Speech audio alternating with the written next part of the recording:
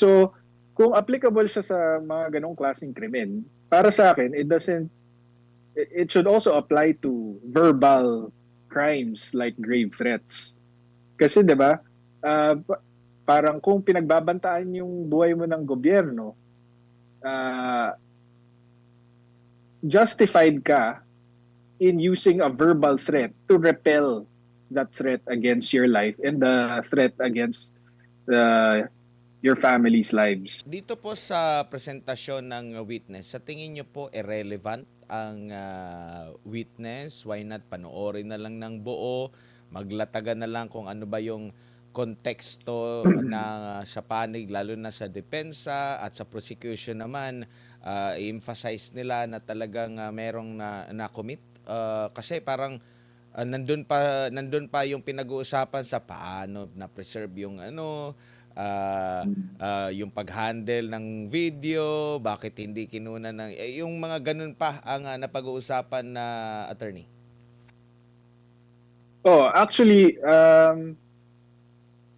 yun nga, pwede namang na ang tawag diyan, doon sa pre-trial kasi pwede kayong mag-stipulate na ito hindi mo na kailangan patunayan to kasi nangyari naman talaga yan. So kunyari yung Zoom meeting kung saan nagsalita si VP Sara, doon sa pre-trial pwedeng um, nag-concede na lang yung defense na sige, nangyari naman yan eh. So, hindi mo na kailangan patunayan yan.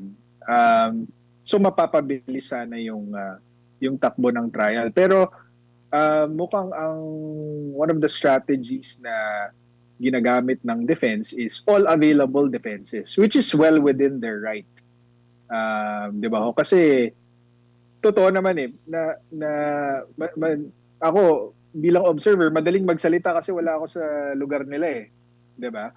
Pero mukhang sa analysis nila, ang tingin nilang nakakabuting depensa or strategy para kay VP Sara is uh, to exhaust all defenses. Kaya 'yun ang nakikita natin at hindi mo sila masisisi dahil ginagawa lang nila ang trabaho nila. Opo. Doon po sa konteksto naman, no, sa day 3 na ilahad, yung siguro bahagi pa lang, di ko masabi kung konteksto na ba yun sa pagkakaintindi ng depensa, yung ilan sa mga videos, lalo na yung mga pahayag ni Attorney Zulaika Lopez at yung sa closing remarks, no, kung ano ba yung pinaghuhugutan, bakit nabanggit yon ng pangalawang pangulo. Sa tingin niyo po mabigat ito lalo na sa panig ng depensa na mas lalong maintindihan ng mga senator judge at ng sambayan ng Pilipino, bakit kaya yun nasabi o nabanggit ni Vice President Sara Duterte? Oh, mahalaga 'yon, yung konteksto mahalaga talaga. Kung bakit niya sinabi 'yon. Um, Kasi put yourself in her shoes, 'di ba? May Operation Romanov, merong plot to wipe out all the Dutertes at ang kalaban mo is yung buong puwersa ng gobyerno, 'di ba? Kung ganun ang sitwasyon mo, anong gagawin mo? Hindi ka pwedeng tumakbo sa gobyerno para magsumbong dahil sila nga yung kalaban mo. Sila nga yung nagbabanta sa buhay mo at sa buhay ng pamilya mo.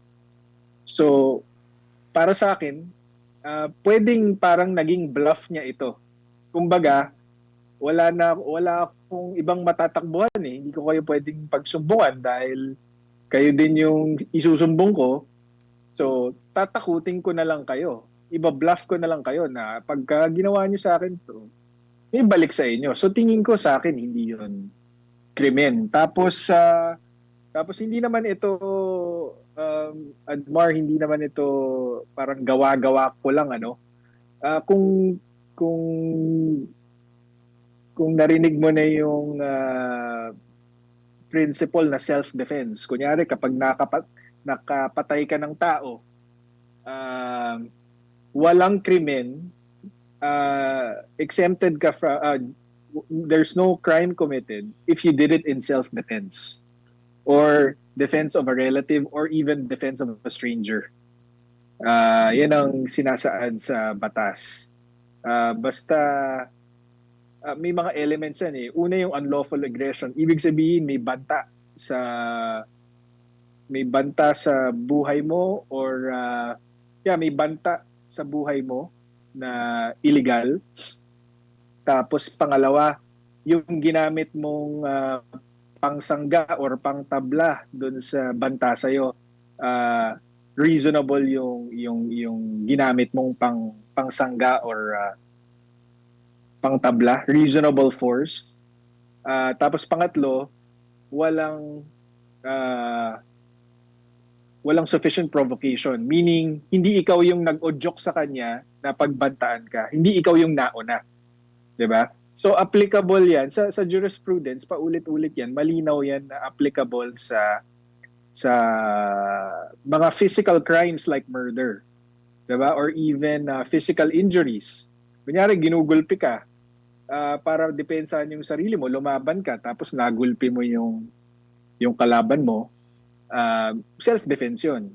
Kung hindi mo siya pre-provoke para suntok-suntokin ka, ganyan.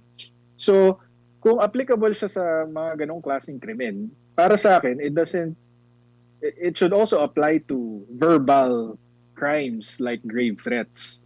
Kasi 'di ba, parang kung pinagbabantaan yung buhay mo ng gobyerno, uh, justified ka in using a verbal threat to repel that threat against your life and the threat against your family's lives.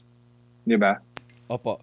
Dito naman po sa nabulgar ba na bias or hindi makatarungan ang panig or sa authorities ng gobyerno, kasi nababanggit na itong mga banta kay Vice President Sara Duterte. Pero ang isa tanong, nagkaroon ba ng matinding investigasyon din or ginawang effort ang NBI kagaya ng effort na ginawa nila na pagkukusa, kasi wala namang complaint mula sa offended party, sila lang yung nagkusa. Bakit dito sa panig ng pangalawang pangulo, kahit na sabihin natin kung hindi man makipag-cooperate kasi pinagdududahan na yung mga ahensya ng gobyerno, bakit hindi na lang nagkusa din?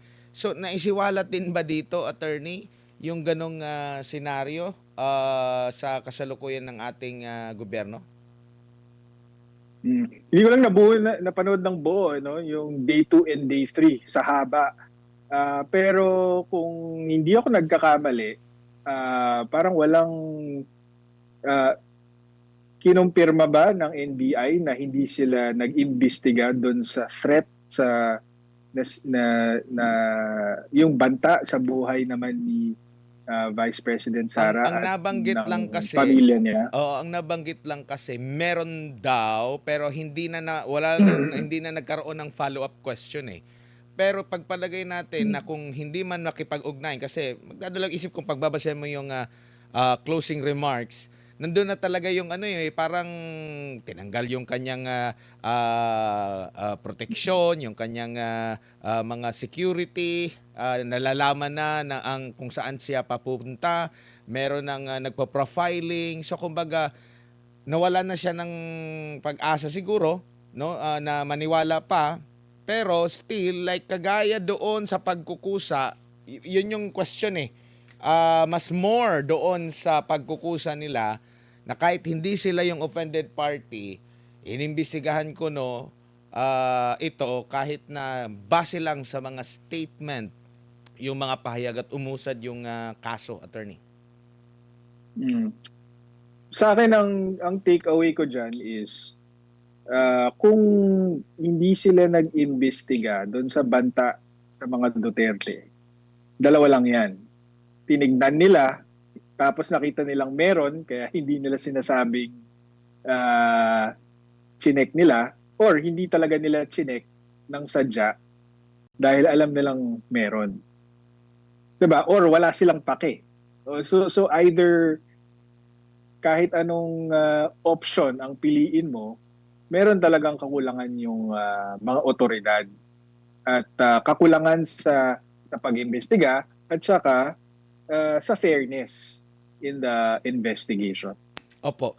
Doon naman po sa ano, hindi mismo yung offended party ang complainant. Usual po ba ito? Kasi sa pagkakaalam ko, parang ganito rin yung naging puna sa unang bahagi ng kanilang pag-iimbestiga nung sinubmit nila. Tapos biglang naaprubahan naman daw. Meron silang explanation doon kasi hinugot lang mula sa mga payag, video statement, video statement yung kay ano, kay Marcos Jr., speech yata yung kay Romualdez. Pwede ba 'yon? Bakit hindi mismong sinumpaang salaysay? Kasi alam naman natin, yung mga senador nga na na-offend, nagfa-file din ng cyber libel. Bakit hindi kaya sila nag-file na lang mismo at NBI yung naging complainant? Parang may taga-reklamo sila kahit na sila yung sinasabing na-offend doon sa pahayag ng pangalawang Pangulo, Attorney. Totoo yun. Hindi sila, yun ang napanood ko ata yun na sinabi ni Kalilong na wala siyang personal knowledge na nag-file ng complaints itong si BBM, si Lisa Marcos or si Martin Romualdez. Hindi ko lang matandaan kung requirement ito para magkaroon ng ganitong klaseng krimen na sabihin ng mga tinarget nung quote-unquote grave threat na na-threaten sila. Pero malaking bagay yan kasi sa ordinaryong kaso, hindi naman uusad ang isang complaint kung yung offended party ay hindi magrereklamo. Kasi ibig sabihin, di ba, hindi siya na-threaten, di ba? Or hindi niya sineryoso yung threat. So magandang i-emphasize yan kasi nagpapatunay na kahit yung mga pinangalanan ni VP Sara, sila mismo, hindi nila sineryoso yung di umanong banta sa buhay nila.